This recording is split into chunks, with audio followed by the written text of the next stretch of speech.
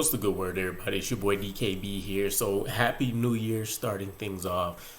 New Year, same problem for the Jets. Quarterback situation, as always, right? And it's interesting from this perspective because we actually have a solid starting quarterback in place. At least the assumption is that with Aaron Rodgers, a future Hall of Famer, but it's still very pivotal for the New York Jets to make sure they're solving and accurately addressing the quarterback position as, evidenced in this 2023 season. So with the rash of injuries across the league, right, I don't remember the last time I've seen this particular stat, but I think at one point over 50% of the NFL had backup quarterbacks playing for their team for at least 2 or 3 games. So it's going to be, as significant now as it's ever been. And we've been hearing for years and years, you need 2 quarterbacks in this league. We finally have kind of hit that, vendetta day. So this offseason will be interesting because you'll see a lot of teams going out there and being aggressive about bringing in a quarterback in their room as a viable backup option. And the Jets should be at the very, very top of that hierarchy list. We had a very promising season that's fallen off the rails, and essentially the Browns have taken a playoff spot that was probably primed for the Jets, regardless of Aaron Rodgers being able to return in the regular season or not, to at least buy him some more time. So disappointing overall, but I mean, it is what it is. We know the checklist of sorts for the Jets this offseason. Backup quarterback, shore up the offensive line. We know we need, from Aaron Rodgers' own mouth, another skill position player would be nice to bring in. So we'll kind of see what happens. Now, some of the recent rumors, some of the recent reports that I've been seeing in terms of the Jets being aggressive and who some of these potential quarterback targets will be, 2 names stuck out. Jacoby Brissett is one, and obviously we're just coming off of that Browns whooping. But we've got to see him up close with the Commanders as well. I took a look at him during his 4 years with Indy. He's a guy that me and Gunny ourselves were beating the table for, to have him come in this quarterback room years ago as a great bridge quarterback option. And excuse me, by the way, if you guys hear background noise, it's late. So New Year's stuff is popping off. But Jacoby Brissett is a name that excited me when I seen came up in the rumor mill for the Jets. The other name is Justin Fields, and I don't see that as really a viable option whatsoever. But let's go ahead and get into the specifics and kind of the thought process for each of these, right? When we get into Jacoby Brissett specifically, you want to take a look at what his situation is. He's going to be an unrestricted free agent after this year. 31 years old. He just had a 1-year, $8 million contract with $7.5 million guaranteed. He's played 79 games in 8 years, starting 48 of those, has an 18-30 record for his career so far. But there's a lot to love with a guy like Jacoby Brissett. When he comes in, you can see the tone and the atmosphere of the team almost change instantly from whatever happened before, right? Injury, consistent bad quarterback play, it is what it is. This is a guy to me that felt like he could have been a average to, maybe low tier starting quarterback now for years, right? Generally, he's placed in a lot of unfavorable situations where he's kind of in a no-win situation. The team is already performing badly.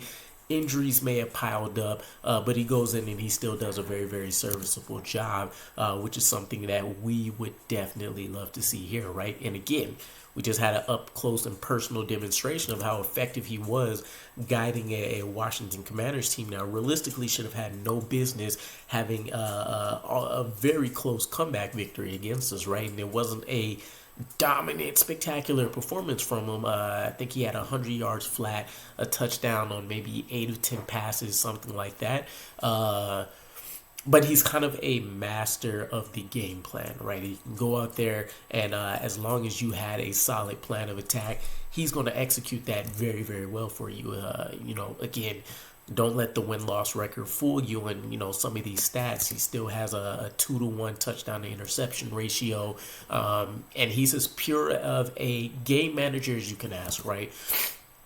one of the things that stuck out to me was that two pieces actually.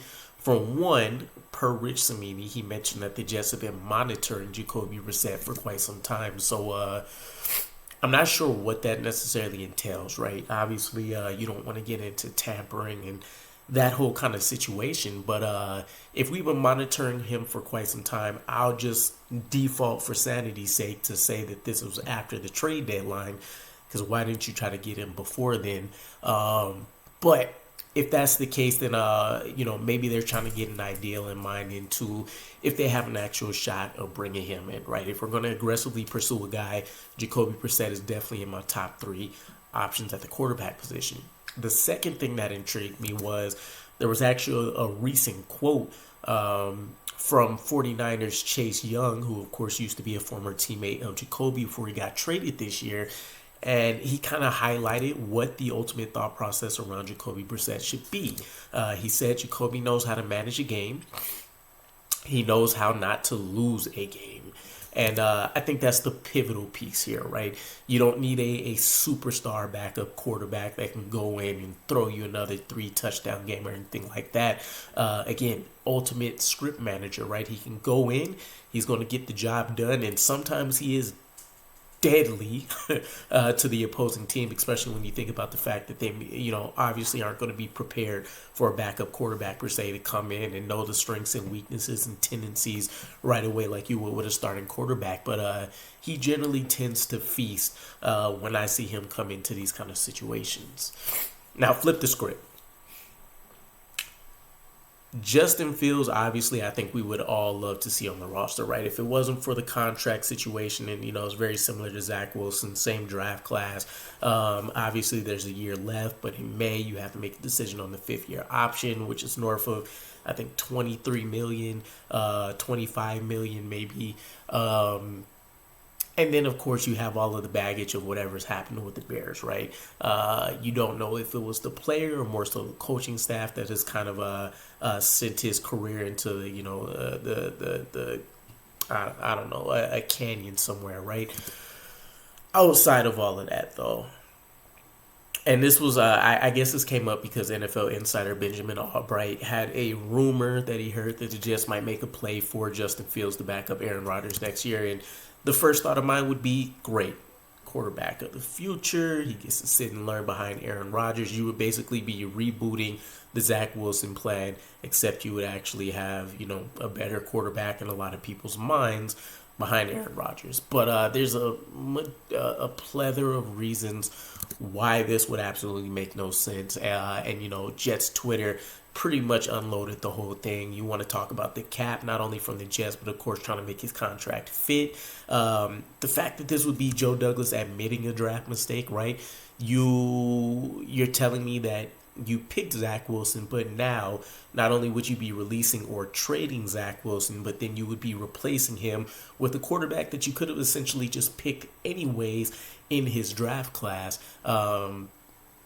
Crazier things have happened, I suppose, but,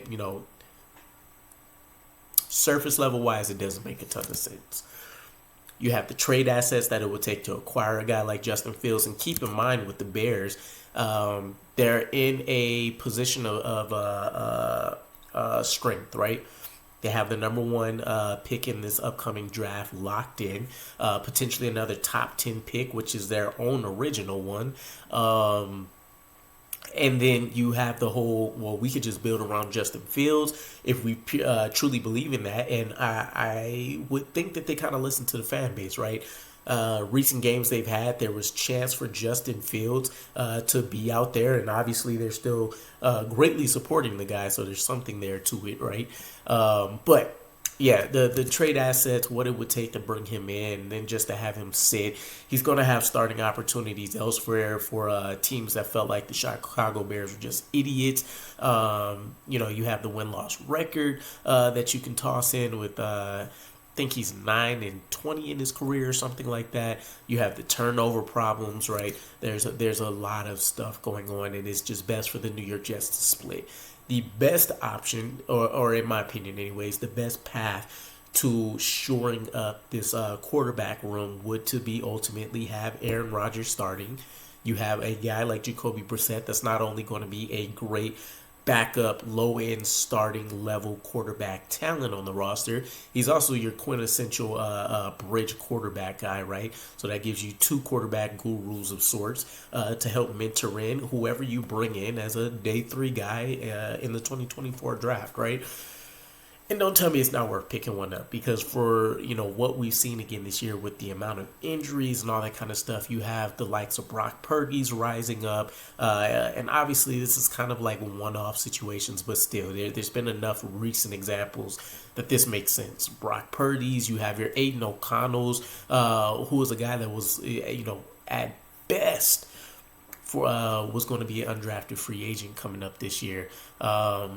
And, a list of other guys, that are out there. So, I don't know. Ultimately, that's where I'll fall. Justin Fields, I want nothing to do with for as great of a talent as I think he still could be. Jacoby Brissett would definitely be my option. Still may have 1 or 2 targets above him. But ultimately, Jacoby Brissett, I think, would be a great guy to have in the building, and would immediately eliminate questions in the quarterback room. Then it's just a matter of making sure you can pick the right guy to actually have groomed for 2 years. And hopefully we have a few more coaching staff shakeups to help out. But nonetheless, ultimately, let me know what you guys think. Ultimately, would Jacoby Brissett be your main option? Do you guys have another one? And just overall, I guess, let me know your thoughts about Brissett, Justin Fields, the whole quarterback situation, how you would attack things. And I'll catch you guys again. Peace.